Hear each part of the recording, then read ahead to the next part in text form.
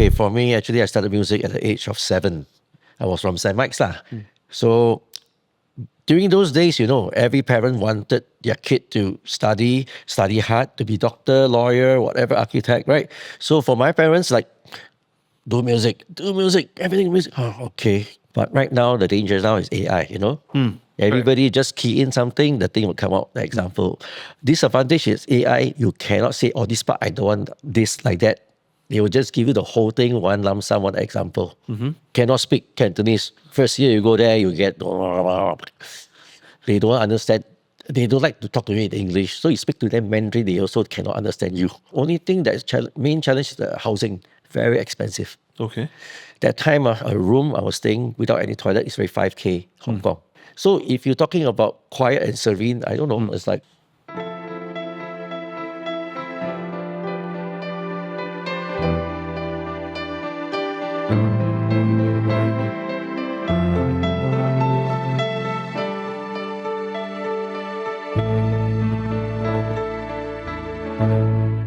Working with Jackie Chung, one of the very top artists, is even more memorable. Okay. Why so? Because, like I say, he's very down to earth. I even cook curry for him. Cook curry. Hello and welcome to episode 6 of No Ordinary Joe, the podcast series where we uncover the extraordinary lives of ex-Josephians shaping our world today. Hi, I'm your host, Jason Chen, class of 98. In the heart of Singapore's history lies St. Joseph's Institution, a school renowned for producing leaders, thinkers, and men of integrity. But today, we're speaking with a Josephian who took those values and transformed them into melodies. He journeyed from the classrooms of SGI to the recording studios of Hong Kong, arranging hits with icons like Jackie Chung and Andy Lau. Today, we're tracing the life of Robert Wesley Seng and Ojo from the class of 79, following his path from the Green Blazer to the global stage. If you enjoy what we've been doing with this series, please subscribe, share. Your support helps more Josephians, friends, and family discover these wonderful stories of our community. But before we begin today, a message from Simon Seow, president of the SGI Old Boys Association.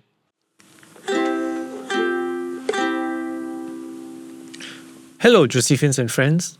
In episode 4, C.T. Lim reminded us that rock and roll flowed through the halls of SGI. Our next guest is living proof. He took the rhythm and music from our school in Singapore to the recording studios of Hong Kong.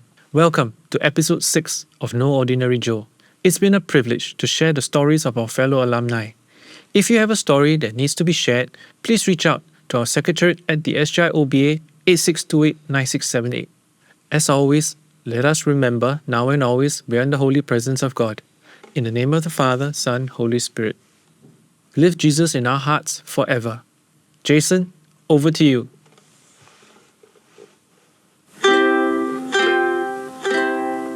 Please welcome composer, producer, and arranger Robert Wesley Seng to the No Ordinary Joe podcast. Robert, welcome. Hello, Jason. Well, let's start today's podcast by going back to your days of SGI. Many of us today know you as the maestro, right? The taiko of music. Not really. I mean, lucky for me that I had a chance to have a breakthrough. But like you say, most of our Joes, a lot of them are very talented musicians as well. So I realized that in SGI, we produce a lot of entertainers, a lot of DJs. Yes. And today it's all about the music. So what was your days in SGI like? How did it all start for you? Okay, for me, actually, I started music at the age of 7. I was from St. Mike's. So during those days, every parent wanted their kid to study hard, to be doctor, lawyer, whatever, architect, right? So for my parents, like, do music, everything music. Oh, okay. We worship the cane. Whatever they say, we have to do. So luckily, my schoolwork is still okay. So I was being pushed to do music, and luckily that Yamaha actually had this competition, which I won Grand Prix, first prize in 1973. Wow. Oh, 72, sorry. That's why I got a scholarship. And how old were you when you won this prize? I should be about 9. 9 years old. Yeah. So your parents actually saw the talent in you at a very much younger age, and Yeah, they supported you, and they invested and supported you And through your music career. that time it was not cheap. One organ just for the competition, you could buy a 2-room flat. Wow. You know how much was the 2-room flat at the time? No, I don't. About 7K.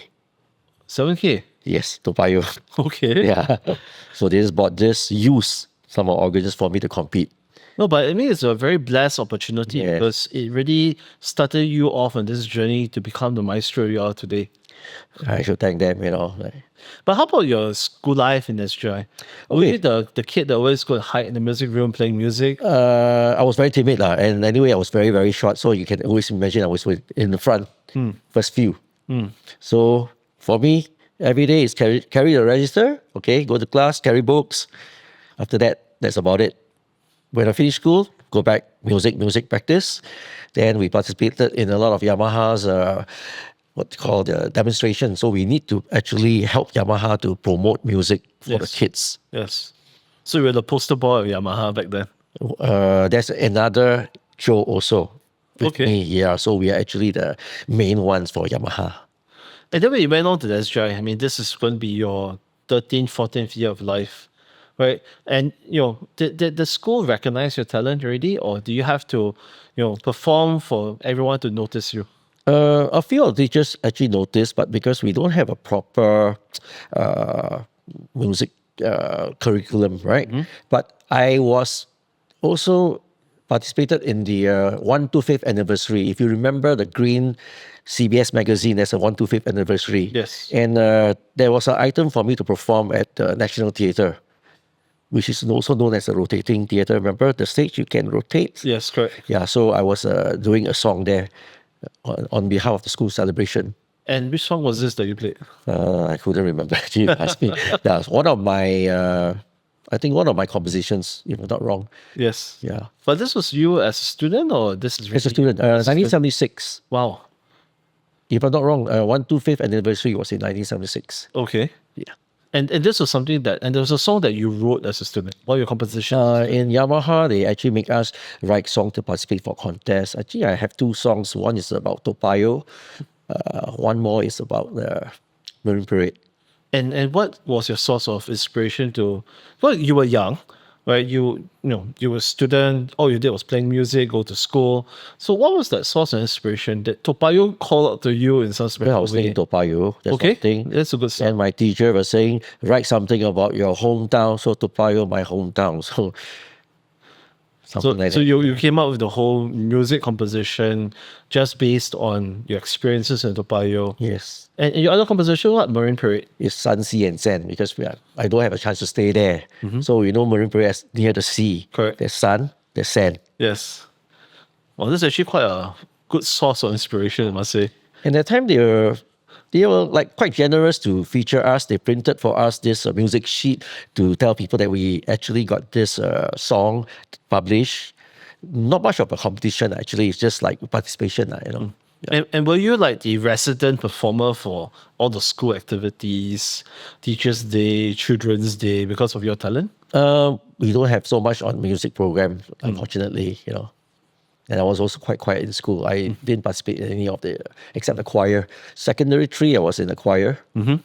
So and you mentioned that you actually had a teacher back then that was able to recognize your talent by actually engaging you as a teacher. Yes, His own music teacher. he was my form teacher, but after school, I was his teacher. So this was Mr. Mervyn Rodriguez. Rodriguez, yeah. And maybe a shout out to Mervyn Rodriguez, wherever you are. Yes. Your music teacher is now on screen here. Yeah, but unfortunately, he just passed on a few years ago. sorry to Very, hear that. very nice gentleman. Any special memories of your experience teaching a teacher?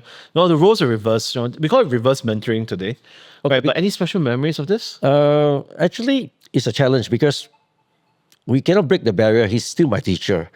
So he's nice to me, not because I teach him music as well. So it's actually both ways. Yeah. So, but he's quite intelligent. I mean, it's like electron wasn't easy to play, but in Yamaha, they teach us how to play manually because everything moves, leg, hands, both hands. Correct. Yeah, so that's how I was teaching him how to do the art of coordination. So he was very happy that he could play something nice and all that.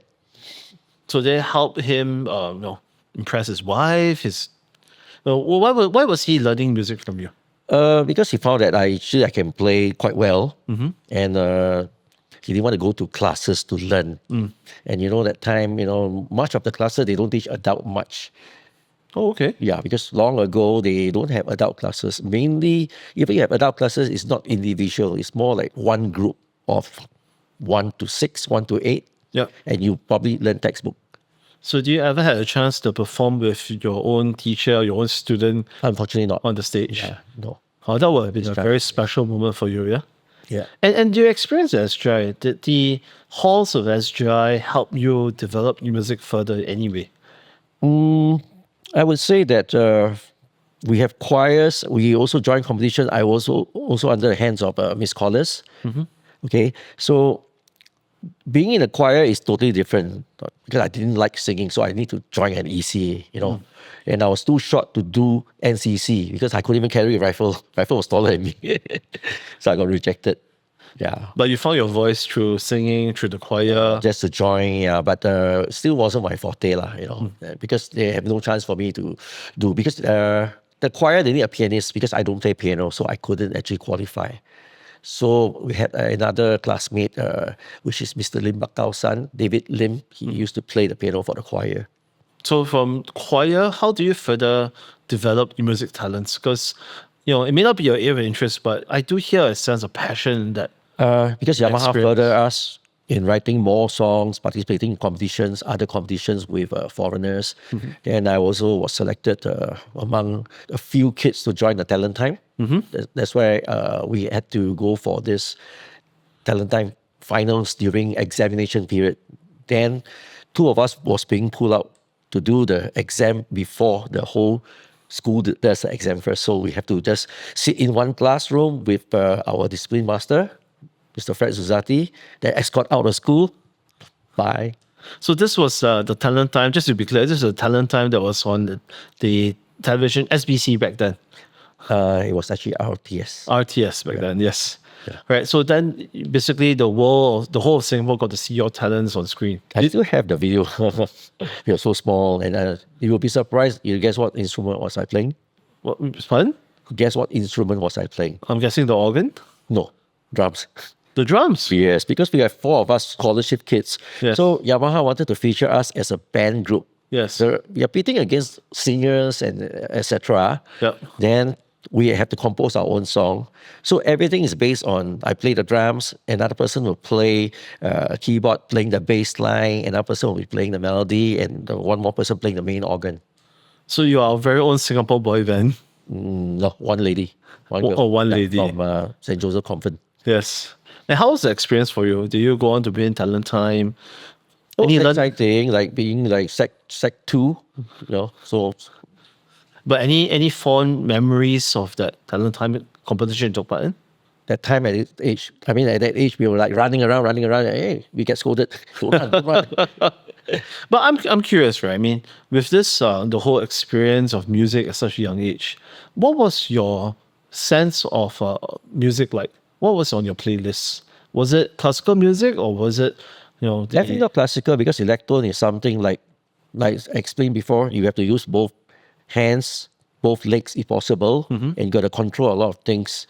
Everything is all manual. Last time they don't have anything that's auto, not even a drum, nothing. Yes. So everything's based on what you play. So I got good teachers in Yamaha. Then they also have foreign teachers from Japan to come and teach us for extra coaching. Yes. Yeah. Then they also bring us abroad to perform nearby, Malaysia. That's where they started the Yamaha in Malaysia because of us.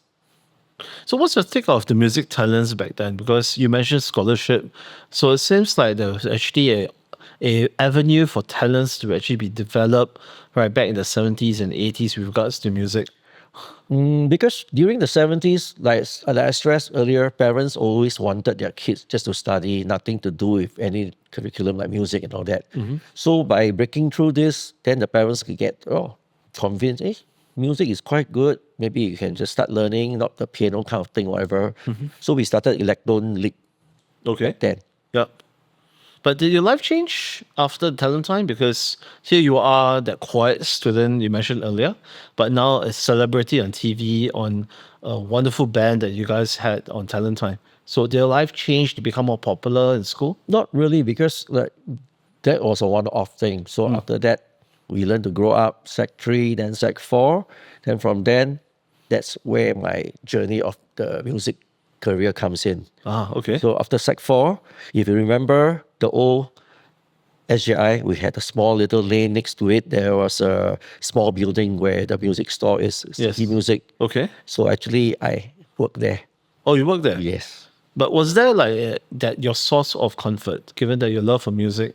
Was it something you go to every day after school just to find Actually, I don't source go of there. inspiration? It's only because I think that somebody recommended me. I walked in there to ask for the job. They said, "Oh, okay, the boss is very nice. You can play organ, yeah, but they're selling Hammond, not Yamaha. Okay. Because Yamaha, after a scholarship, they say that, okay, even I got my teacher's grade, you are too young to teach, or that, so I have to divert off. I can't do anything there, Oh, so you had to Yeah. take a short sabbatical from your music career. All right, so maybe let's go with that, right? I mean, so how did your music career actually begin? So from there, Electron was one thing. Then the computer age came in. Then you know that we have Apple computer. The first Apple was so expensive, we couldn't afford. Then they have something else, the third party one. So from there, we started, there's computer music. What is that? Very simple. Just a few notes here. You can key input inside there. Yes. Sound interesting. You can print out.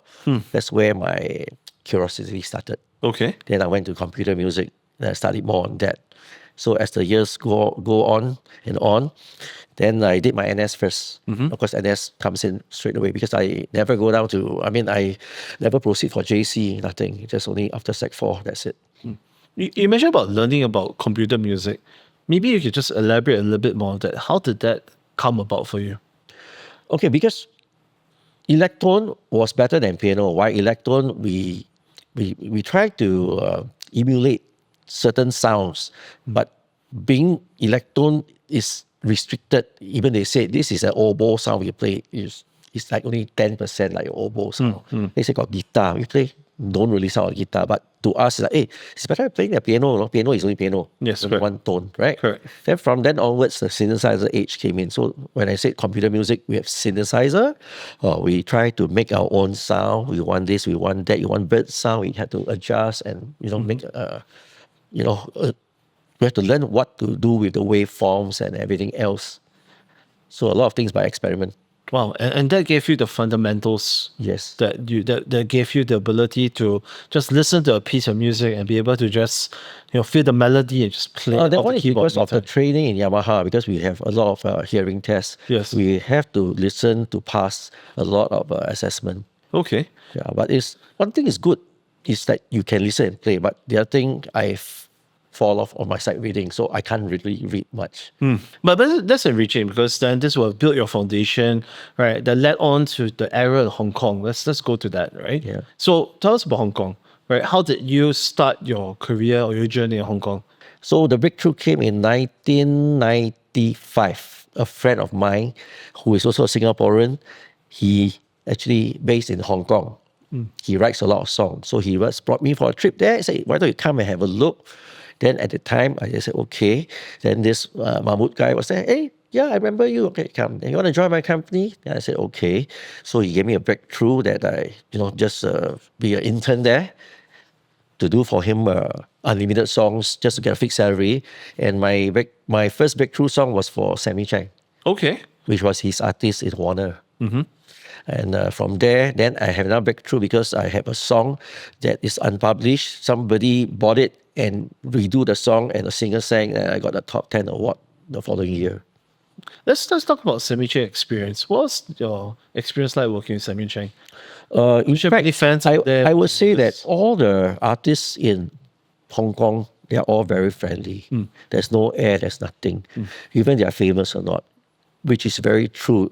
And the one thing that I must tell you is that they expect to hear the truth from you. You can't just tell them that, okay, you sound very good, You want to hear the truth, you tell me now. I want to know. If it's no good, tell me, no, I don't believe you. So you have to be very frank with them. So that's one thing we also learn to, we share truthfully. But do you remember your experience with her through your music? I mean, what was that first piece that you did with her? Okay, you can play a couple of tunes from the first piece was very tedious because my boss amended 50 times. 50 times. Wow. He wrote a song. Okay. That's why, in the end, I managed to get it. And do you still remember it today? That is his song, so I don't think I should play it. Yeah. Okay, maybe Okay. a chord or two, perhaps. Yeah. Okay, it's a Sapudani. Okay. Sapodani. Yes. Oh, okay. So you can still see my English name on the credit there because I only use my English credit name in Hong Kong. But what were some of the biggest challenges that you faced then? Language. Okay, tell us more. Cannot speak Cantonese. First year you go there, you get they don't understand. They don't like to talk to you in English. So you speak to them Mandarin, they also cannot understand you. Then my Mandarin also broken. So how do you overcome those challenges? You got Because that. here you are all alone, right, in a difficult market, competitive, because they will see you as a competitive element to their jobs, their careers. So how do you find your way, your footing? You have to be very, very adamant that you must do it, you must do it. You must tell yourself you cannot give up. Because in Singapore, you don't get so much challenge because you have no chance to actually even work music scenes and all during that time, 1995 period.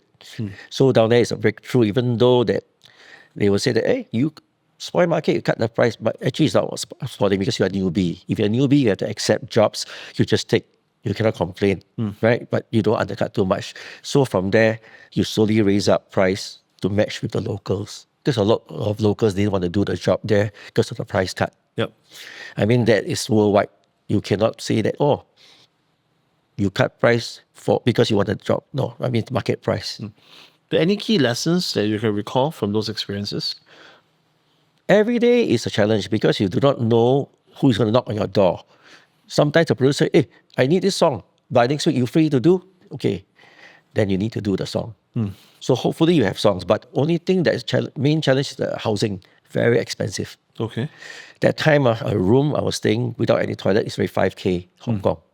That is about 1 to 4.5 Singapore. Wow. So that's it made you very adaptable, very, very agile to actually adapt to the challenges that was thrown at you. Right. But how else did you manage to survive? Because your social circle was obviously still in Singapore.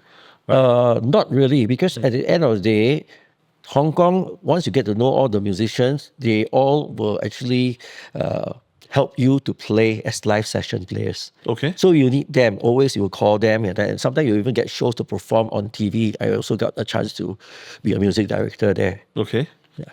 So you were given the opportunity to showcase your talent as well. And from that perspective, right, did it help you, become a household name to the music scene?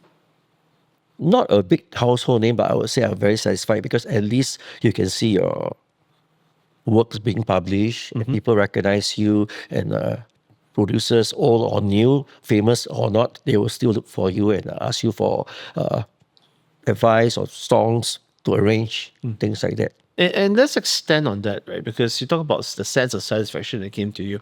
Was there one moment that you can still remember, right? Either a producer or a musician that came to you and go like, Robert, I really like that arrangement you did. It really inspired me.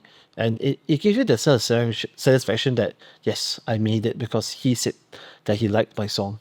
Actually, mostly I would rather have normal compliments or none of the negative compliments, because negative is the worst to listen to. Yep. Because the positive ones, you know that there's no rejection, you're happy with it. But if they praise you too much, I think you will get overboard. They're like, oh, I'd rather not, But was that the case after you won the award? Did it change for you?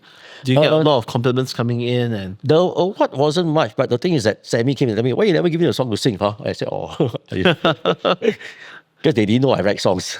okay. Yeah, I just arranged. So the singer got this award. It was first time in her life to get this award. She had been singing a very long time, and she's quite a good singer. And how did she show her appreciation to you? I mean, I was there to receive the award at the Coliseum. So Yep. of course they acknowledged on the whole show. She announced. So I'm just happy that at least she recognized the song. And how was that moment for you? Going on stage and having the music you create recognized. Goosebumps here and there. First time I step out, then go and collect the small trophy and all that. Yes. Do you still have the trophy together with you? Yes, Is it I on still have some it. centerpiece? No, I still That's the have it. first award I got in Hong Kong. I mean, it's okay. I mean, the thing is that to me is that was a big moment because to be in the top 10 selected song is a breakthrough. Like for our local guys who have been writing songs, the two brothers is nothing to them. Yep. They've been writing, but I don't think that they have the time to go up there to receive. So I was staying there, so at least I got a chance to personally receive it. And what was your one lesson that you picked up after the award that really just touched your hearts from that point? Write more songs. Okay. So that's why I try to improve my songwriting. Okay. So I have nothing to do. I got inspiration. I just pen my songs. That's why you see my 5 albums there. Yes. It's just only my thoughts. Doesn't mean that I need them to be hit song or whatever my thoughts I will share. So this moment of inspiration, does it just come to you as and when it happens? Like for example, on a plane, do you happen to do napkin writing of songs? That's what they always do. They give you a napkin, they don't have paper for it. Correct. Yeah. So you have what would have been that one song that you wrote on a napkin that got you right? That just gave you that sense of satisfaction that this is the right song. One of the songs was the one I told you I got the award. The other one is for Jeff Chan, Zhang Xizhe. Okay. That one, actually, I wrote for him very long. I didn't get to meet him until when I joined EMI as a producer. Then my boss said, Arthur is our company in Taiwan. Okay. So we let him hear the song he liked. So we flew out to Taiwan to record him. So I got a chance to fly to Taiwan. And that was the song that you wrote on a napkin. Yeah. This was on board the plane. After 10 wines. After 10 months. Because it's a long trip. I mean, I fly up and down, so there's nothing much to do sometimes. And does the wine help with the music composition, the lyrics, accounts? Does it flow better after that? It blocks all the year thing because I don't need to hear anything. I just write, Okay. Any other memories of such experiences working with artists that stands out to you? Working with Jackie Chun, one of the very top artists, is even more memorable. Okay. Why so? Because, like I say, he's very down to earth.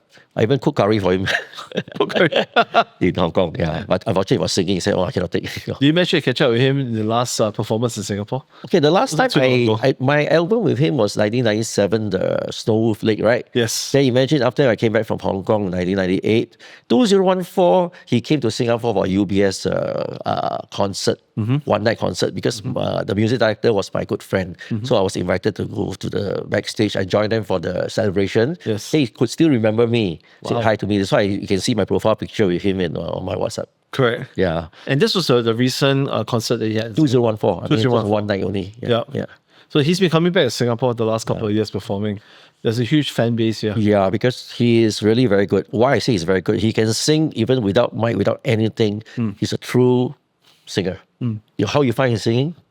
Well, I felt it was very sincere. Because it's very easy to adapt, because his singing is just very gentle, no need shouting, nothing. Correct. Yeah. But any key lessons that you picked up working with such artists? Because, I mean, these guys are people that everyone looks up to in the music industry, the fan base.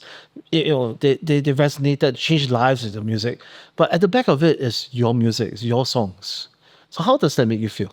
If you work with artists like that, you got to set your standard higher, much higher, because their standard is very high. You cannot be lazy about it. You have to really step up. Because anything they want to change, you cannot say no. Because they also won't want to change if it's okay. There's no such thing as Singapore. You say, hey, paise, you don't change. No, cannot. But do you see that difference in the music scene in Hong Kong and Singapore?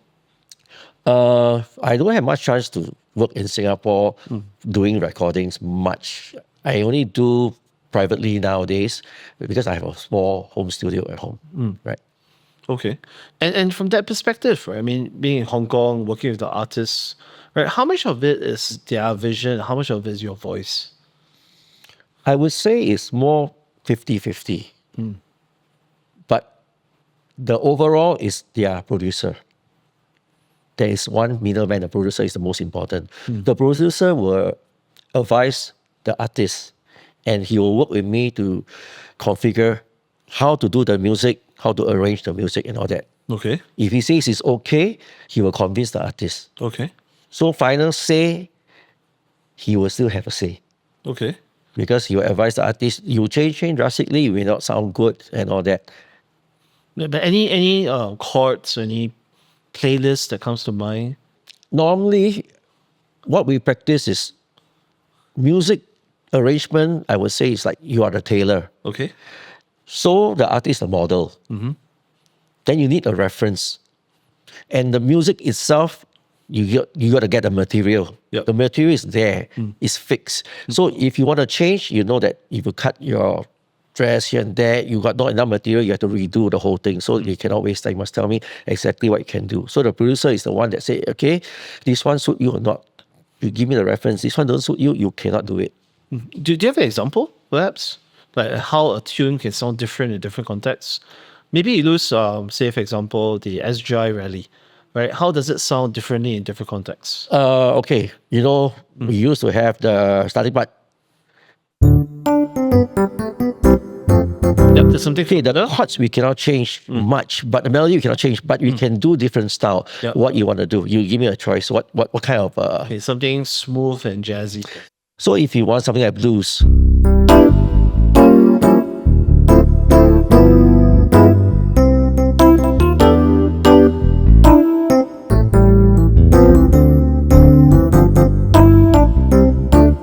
Just smoother. this is like mellow. blues, that kind of thing. Correct. So you want rock, I can put rock. I think better not. It's too noisy. But what do you do differently that gave it a difference? It depends on the preference. Some people will say that I want my fried rice like that. Some people say I want something else. So everyone's flavor is different. And so let's draw that context back to the artist, right? So would the artists themselves also say that, I want it this way because that's my voice and that's my personality? That's where the producer comes in. So any special memories of working with the likes of Andy Lau, Jackie Chung, and Sammy Cheng that All the- really resonated with you? Okay, all the memories are like embedded as long as people are singing my song in KTV. Oh, that's my name. Oh, that's my song. Oh, some people don't know. Okay. You But recognize, that's everywhere. I mean, it's like Jackie Chan's like the number one guy that the songs are sung in every single KTV sessions you go to, right? So how do you feel when people sing your song? I don't have so many songs, but that is my arrangement because there are two things. I arrange and I write. Like the songs I write, I may not arrange. Depends on the recording company. Sometimes they buy your song, they want somebody else to arrange because they want a different style. Yep. Like Alan Tam, Yeah. he bought one of my songs, but the recording company wanted him to do a J-pop rock. So I don't do rock. Okay. So it's guitar band kind of style. Yes. So, but they still have my name because one thing about composition and arrangement, when you are composer, you get more royalties because you are the composer. Arranger, you get one time off. That's it. You don't get any more royalties. Okay. So the arranger is the one that basically has Yes. royalties for the rest of your life because Composer and lyricist, correct. yeah, you get all your royalties. Maybe you could just explain briefly what arranging music is about to a non-musicians.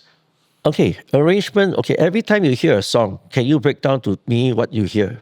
Number of instruments, Well, I can't, man. I'm totally tone deaf. drums, is one, Drums I right? can. Yes. Bass, Yes. guitar. Uh, These Well, are the my- common my- things. so- yeah, yeah. Then after that, there's piano or something Yes, like that. correct. These are the main ones, right? Yes. So strings, everything, right? Correct. So imagine if, due to budget constraint or demo, you need to make it like a sample to show people this is the final product, how it will sound like. Then they say, okay, good, we pass. You can do it. Then we get the real people to play. okay. And how does that then lead on to having the track being created? How does that lead on to music being created? That's the case. Okay, let's say, for example, you have a tune. Then the producer will say, oh, this tune, we want this singer to sing. The lyrics may be being written. Like I said, reference. They give me a reference. This song, I want this kind of beat, this kind of style. And I got to create the intro, the whole thing, the framework for them to approve. Yep. Once they approve, I'll add more things inside there. Yes. Yes, but normally guitars we use the live one in Hong Kong because there are a lot of very good musicians. So are you the one that brings it all together into a track or something? Last time, long ago, we don't have so sophisticated, but nowadays everything can be done in one computer. It's called virtual instruments. Okay. So everything is real player playing inside for you. Only thing is that you need to know how to play it properly. Like you play a guitar, you cannot be playing guitar 10 notes. Yes. Guitar is only got 6 strings, right? So you play a piano style, you cannot. Like play a trumpet, only one note. So you But that's an important point because I've always felt that the arts was an area whereby technology hasn't really changed right, or has minimal influence because, right, it's all about the talent of the musician. But what you just shared with me gave me a different perspective because then technology today has also, in some ways, made it more productive for the musician, but also took away the need for certain level of competency and skills. But right now, the danger now is AI, you know? Everybody just key in something, the thing will come out. The example. Disadvantage is AI, you cannot say, oh, this part, I don't want this, like that. They will just give you the whole thing, one lump sum, one example. And what's your take on that? What's your take on AI in the music world today? Is this something that you're fearful of, or is this something It's that not- you embrace? It's not saying not good or what. If you are just amateur, you want to write a song, you don't know what to do with it, and you want people to know how your song sounds like, you just mumble here and there, something comes out. Then if you want to rearrange it, that's where we come in. We will change it for you. We won't use that example there. And don't forget AI, a lot of places, Spotify, that they don't allow you to publish it because they don't like AI stuff. Correct. But talking about the part of Spotify, I mean, I always thought that Spotify was a platform that gave musical talents an opportunity to showcase their capabilities. Because in the past, from our talks and some talk with others, right, having your music played on radio requires a lot of resources. You need to have the budget, you need to get the right producer, the right influence to get your tracks played on radio. But today, all you need is basically a Spotify account or YouTube account, and you as a talent can just showcase your musical capabilities to the rest of the world. Okay, coming to that, I think that Apple did a good job. Remember GarageBand? Yes. Why the name came from, why they came out this name GarageBand? Because most of the kids in overseas, they have garage and they don't park the car there, they turn it into a band place to jam. So GarageBand is for you to jam. Yes. Then when they sell the packs, they call jam pack. Yes. You buy the jam pack, you got this, got that. Then it's all cut and paste, mix and match, which is still you have to put in yourself. And as a music arranger, what's your thoughts with that? Is this something that you embrace? Is it something that you're afraid of? It's a good start because, like I said, if you are not even musically inclined to play anything, you want to do a song, you got some talent in melody, but you just need someone to play for you. No one's going to play for you. Then you can just try this, try that, you know. Then you can assemble something, you can get a piece of music out. Okay. So let's move away from the technology in music. Let's go back to your source, right? Okay. So who are some of your musical influences in your life? Actually, I don't really listen much of music unless there's a need to. Let's say somebody asks me, hey, I need you to write a song. I want more K-pop style. Okay, then you give me a sample like that. Okay, I can try to use this style and I make another melody out of it. But were there albums in your life that influence the kind of music that you have, the kind of sound that you produce? Or sometimes you see your mood. If you're down mood, you write sad songs. Happy mood, you write happier songs. But for me, I'm not into the fast-paced music, so I don't write so much dance track or sort of things. Okay. Yeah. So what's that area of focus that really you feel most passionate about? Recently, I have a collab with a lady friend. We call ourselves Cola Keys. So she liked a lot of Bossa Nova stuff for that. So I also have a channel with her, Yeah. YouTube, Cola Keys. So she only liked that kind of thing, but she's managing all the broadcasting, everything. Okay. But so you talk about a lot of collab, a lot of arrangement for music, but also in the recent years, you also started your solo journey. Maybe you could share with us a bit of insights to why that decision, why move on to a solo music career now? Okay, because all the songs I write is based on my inspiration. So after one big pile, there's nothing to do with it, right? So what happens that my publisher, very nice, from Intune Music, he says, why not we consolidate and just come out the album? Let people share with people to hear. If they like, they want to put their own lyrics, they can actually get the rights from us and republish again. I say, why not? And until now, so far, I came out 5 albums and the response was quite good. I mean, in terms of listeners and royalties and everything, you know.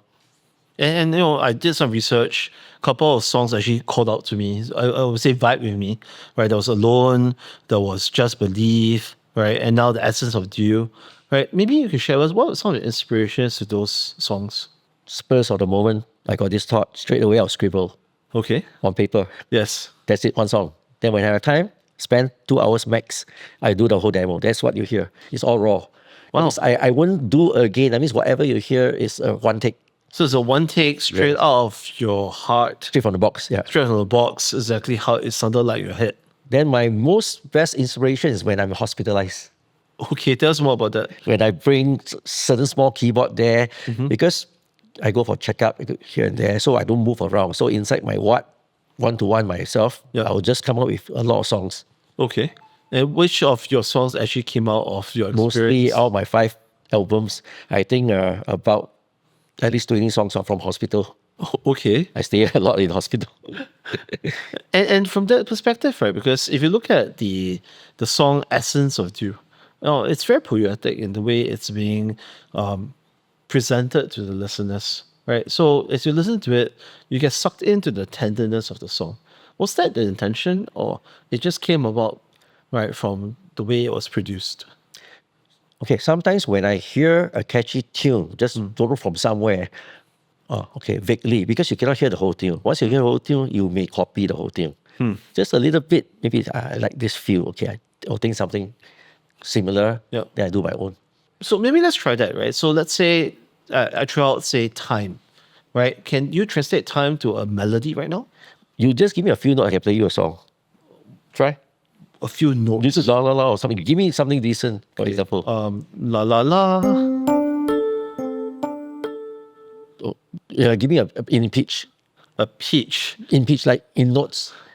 I warn you, I'm actually Okay, tone deaf. let's say you just okay, you sing again. La la la. Okay, Okay. right. So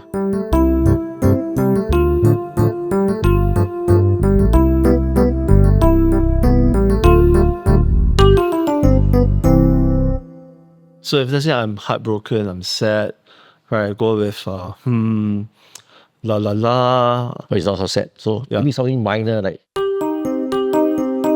okay, based on minor. Try something Minor, meaning sad. sad. Yeah. I'm trying to be very sad right now. So in minor is normally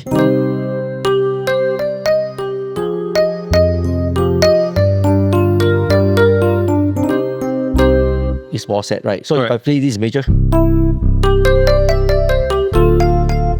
it's more happier, right? Yes. And all this is just going through your head right now. Immediately It's it all goes things, from your head straight to the it keyboard. doesn't mean it's good, lah. So I'm just saying that I can create something because we are taught in Yamaha to do songs on the spot. Wow. That's a formula. Just like you do this, you can repeat, you can imitate, you can change sequence slightly. And normally, if you need a good song, a hit song, you need a hook, Okay. something that people can remember. Like you hear a lot of songs, what catches you? Lyrics, certain part, and the tune. Yes, correct. And you So I notice- realize it's repeatable chorus. Then you notice that nowadays is the very new catchy. modern songs, a lot of songs you cannot catch because too many notes and too many words. You know Yeah. what's happening, right? That old song, anytime the old song, you can think of your mind. Even without the title, you can roughly know the tune. Maybe give me an example of a hook that has stayed with you all these years. Sorry? Give me an example of a hook that stood with you all these years. Carpenters. You know, right? Yes. Happy sha-la-la-la. It's always there, right? Correct. Wow. And you know, it's always there. Okay. You don't know the whole song, what you know certain part. And it will stay with you. You just hear just the start of it, and you actually immediately can just feel the You music. can and ask so all those Joes during that era, 70s, 80s, right? They can tell you until today, I can remember a lot of songs. So will you call yourself a musician or an engineer? Because what you just described is breaking music into a science and making it into a repeatable Okay, science. again. engineer is more sound engineering. Sound engineer means you have to learn the aspect of mixing here and there, but you may not be a musician. You don't have to play any music, Yes. but you must know the ethics of how to do compression, how to do the equalizing. Like our friend over there, he's recording us now. You see? So he's the main one. So if you don't sound good, look for him. But That's what- engineering, you know. But which part of it speaks to you the most? The engineering part or the artist, composer? musical Everyone part? is needed. It's a teamwork. Okay. Without any of them, the project maybe is a failure. But yourself, what will you describe yourself to be? More of a technical musician or a... Right now, after my Hong Kong role, I think I will have to handle the producing, the music arrangement, Yep. the composition if needed to. And because it's all recorded by me at home, I had to do all the mixing as well. And what were some of the biggest challenges you faced so far on this solo journey that you've been on? It's a supply and demand. Because right now, the demand is not so much. Well, I've always wanted to ask a musician this, right? So, is the genre of music defined by the era of themes that we are in? Because, like you said, right, the era today is about guitars. That means there was an era whereby the piano was actually the most in instrument at the time. So, does the generation of people define the era of music? But I still think two instruments are important because the piano and the guitar is the main instrument of all the music. Yes. You still need Correct. these two mainly. You don't even have to have the drums or bass, but you can still create music with the guitar itself or the piano itself. Yes. You cannot create a piece of music with just drums, just bass, Okay. because you don't get anything, not full, there's no chords. Yes. Right? So you cannot hear the whole thing. They will accompany the whole music to make it better. Right? So, being an artist coming back from Hong Kong, do you feel the difference in Singapore, and how do you think it will progress over the years? I think the kids now are more brighter than my time, because everybody is like inborn talent already. Yes. And there's a lot of hidden talents because if you don't give them a chance, you wouldn't know how good they are. Especially when you have, when I was helping my ex-mentor, Iskandar, who also passed on. We did Singapore Idol 1 and 2. Yes. Imagine how many people joined. And there were so many musical talents, right? Music actually, it's really the soul of Singapore, right? And I mean, everyone loves music. It brings all of us together. So where do you think the future of music in Singapore is going to be? I mean, it's good. It's going to go. It's definitely going up. Yes. The standing is getting better and better, but you can see the nightlife, night spots. A lot of people, you don't know who and all that, they sing very well, but they are just normal people, Okay. which is good because it's like we don't need to get foreign singers to come and, work in a pub. Last time, you used to have so and so act from another country to come and, very famous, or this band, this show band. Now we have our own local. I agree. The local band scene is Yes. incredibly vibrant. Right, many talented musicians. In fact, even in SGI today, a lot of bands are actually coming out of SGI. So today, if you're to mentor a young Joe, right, who is musically talented, coming out and finding his footing in the world today, in the world of music, what would your guidance be to him?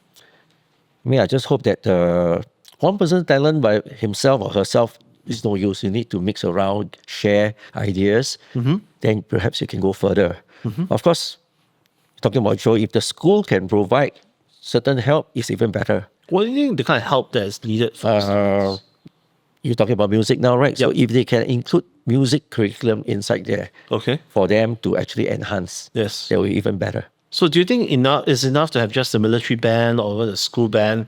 Is it enough for them to develop the talent or something else? That is a fixed way of learning things because everything's by the textbook. Okay. So if you want to do anything like modern here and there, you got to sidetrack a little bit. So I hope that the school can set up a small little place and spot who is your best players from different sections, your choir and all that, get them together. So something like a talent program for the music and the arts, similar to what they're doing for the sports, where Yeah, they you look can- talented sports players, but something for the musical side of the Then you can community. do your school idol contest. Okay. Yeah, you can have this to enrich them. They also, I want to try it, then make them more confident. Okay. And let's say today, we've seen how life has changed for you from student to musical talent to your era in Hong Kong, right? So let's say you paint this into a beautiful movie. What would your closing theme actually sound like? Because music really defines the mood, right? Sets the context. So what would be the closing theme for your movie? I can't answer you that because, like I say, different painting of different picture, different time, different moods. Right now. Right now, In your current stage of your life, what's your melody? What's that sound worm in your head right now that just calls to you every day? right now, I just want peace because this is what we're hoping. Yes. As you can see the news around us, there's a lot of things happening around the world. So peace is like nature. Yeah. Something nature would be good because Singapore, we don't have so much nature place to venture, right? So hopefully my next piece, if I can write, I'll write something more on nature. In fact, I just wrote one song recently, and an artist from Japan based in Singapore used one of my songs for her painting. Yep. Yeah. So what would piece sound like in a melody? Perhaps you can share. I need a full setup because this one is just a vague keyboard. I can't really give you the whole thing Okay. now. Okay. Right? So if you're talking about quiet and serene, I don't know. It's like I'm not sure whether I can.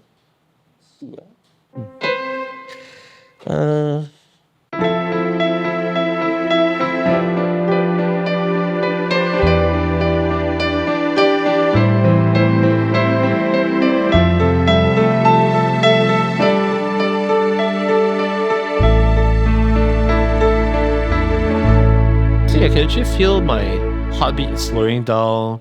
Right, I feel a little bit more at ease with myself. Right, just by listening to the melody. If I have a too. proper piano, you can hear the higher keys, then you can feel more because certain things is limited. Okay. Yeah. But it's incredible how your music just speaks to all of us. So moving on, right? They come to a point of our podcast whereby we play this little game, right? We call it the Ordinary Joe Rapid Fire Round. So we're just going to ask you a couple of questions and don't overthink it. I try. Just give us your answers, all right? Okay, ready to start? Okay. Ebony or ivory? So black or ivory? Black or is white? Black harder. or white? I will take black. Black. Because black is something I'm trying to cope up with because it's very hard to play black keys. Okay. Okay. Favorite spot to hang out after school at SGI? The chin-up bar. Chin-up bar. Yeah, below. What? You can sit Really? down there. Yeah. Okay. I don't think you remember that, right? No, I Next don't. to the hall. I don't. Next That's to the hall, interesting. yeah, the chin-up bar. Old school canteen. What's the favorite one dish you couldn't live without? Char kway teow. Char kway teow. Okay, third char kway teow I've got through this season. Okay. One word to describe the Josephian spirit. Go. Work and play. A major or B flat? I'll take B flat. And if I were to just take that as a symbol of life, how do you think the B flat represents you? In life, don't be so flat. So I can't tell you like, okay, you can make it happy.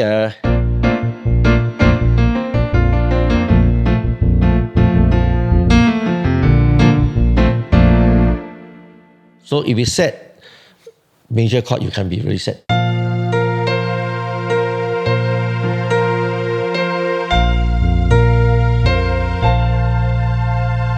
Slightly set. Composing at 4 a.m. or 4 p.m.? AM. Yeah. Why? That's where your mind works. Okay. Lyrics first or melody first? Melody. If you have lyrics, you are being governed by the number of syllables. Okay. So it's very challenging to write a melody against the lyrics. But if you have a melody there and it's good, the lyricist will be like, oh, I have more ideas to put in. Okay. Well, that's a fundamental 101 on music composing. If I ask you for one word for the SGI graduating class of 2026, what would that one word be? Try to trace the past of our old Joes and learn from them. So reflection. Yes. Okay. Complete the sentence. If I weren't a musician, I would be a I'll probably be a architect, I think. architect. I would choose, yeah. Okay. Not lawyer, Interesting. not doctor. Too much to study. Complete sentence again. An ordinary Joe is someone who. Ordinary Joe is someone who is yourself. Okay. And Don't try to be somebody else. of course. Yeah. I think it's important to Yes. be true to your heart. Yeah.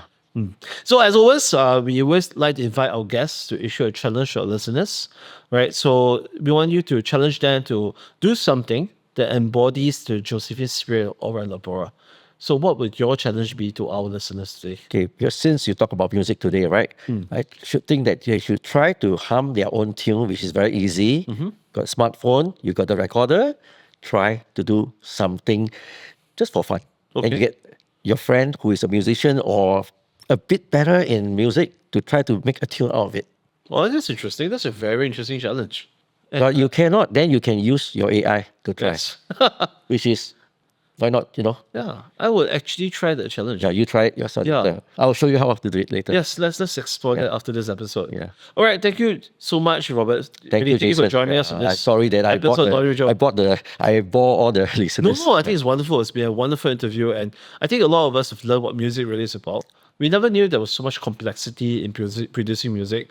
We understand it's beautiful, but do we ever stop to say that the amount of effort, the amount of work that goes behind it, the amount of talent that goes behind it, in its raw form is something that you've shown us today, and it really helps us appreciate. In fact, I'm still learning. I got a lot of sifu, like Jeremy Montero, our fellow Joe. Yes. Sydney Tan. Yes. The doctor.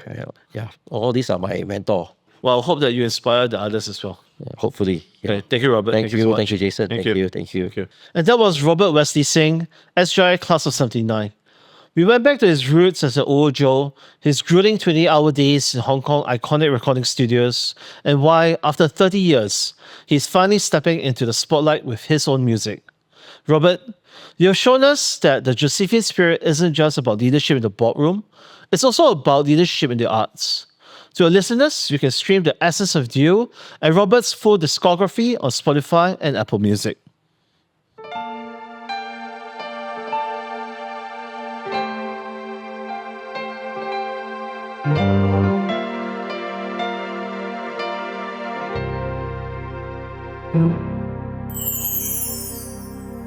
If Robert's challenge spoke to you, give it a go. If his story sparked something, share it. Whether you're from the class of 74, 98, or 2026, once a Joe, always a Joe. After all, even an ordinary Joe can lead a life less ordinary. In our next episode, you will meet a very special 18-year-old former Josephian who is proving you don't need a PhD to disrupt the world of medicine. Join us for the season finale of No Ordinary Joe. If you haven't followed our podcast yet, remember to click the following buttons on YouTube, Spotify, or Apple Podcasts so you can never miss another episode. Until next time, I'm Jason Chen, and this has been No Ordinary Joe.